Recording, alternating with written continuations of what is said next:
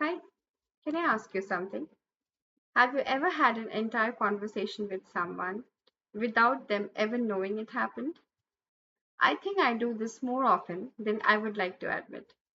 Sometimes it's a conversation that never took place, sometimes it's one that already happened. But I keep going back to it, changing my answers, imagining theirs, thinking about what I should have said or what I wish they had. And somehow, before I even meet someone, I have already spoken to them 100 times in my head. Strange, isn't it? When you think about it, some of the longest conversation we have happen in complete silence. I have imagined telling someone how much they hurt me, and by the time I actually saw them, I was too tired to say anything at all. Have imagined apologizing without ever sending the message. Imagine explaining myself to people who never even asked for an explanation. Prepared for an argument that never happened. Practice saying no, rehearsed asking for help. Even imagine saying, I miss you, only to decide, maybe I won't. Maybe you have done this too. I have often wondered, why do we do it?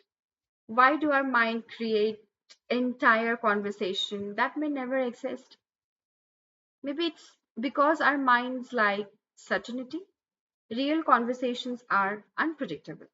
People interrupt, they misunderstand, disagree, stay silent, even walk away. But inside our heads, everything follows the script we have written. It feels safer there. But then I wonder, are we really preparing for the conversation, or are we preparing ourselves for rejection? Sometimes I think those imaginary conversations aren't really about the other person at all. They're about us, about trying to protect our hearts before they have the chance to be hurt, about searching for the perfect words because we are afraid the imperfect ones won't be enough. And yet, life has never really happened inside my imagination. It happens in the messy conversations, the awkward pauses, the words that don't come out quite right, the moments where someone surprises us because they didn't follow the script we wrote for them. Maybe that's the beauty of real conversations. They remind us that people are more complex than the versions we carry in our minds.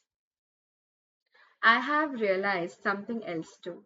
Sometimes the person I have been talking to in my head isn't even them anymore.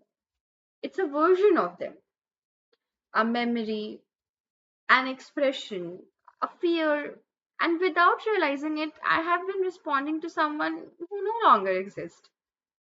Maybe that's why some conversations feel unfinished. Not because they needed more words, but because they belong to a different version of us. I don't think there's anything wrong with thinking things through. Sometimes it helps, sometimes it gives us courage, sometimes it helps us understand what we are really feeling. But I also wonder how many beautiful conversations never happen because we finish them inside our heads first. How many friendships stayed distant because neither person spoke first. How many apologies were never heard. How many I miss yous remain thoughts instead of becoming words. Maybe the conversations we rehearse the most are often the ones our heart needs the most. Not because they'll go perfectly, but because they deserve the chance to become real. So here's the tiny soft truth I have been sitting with.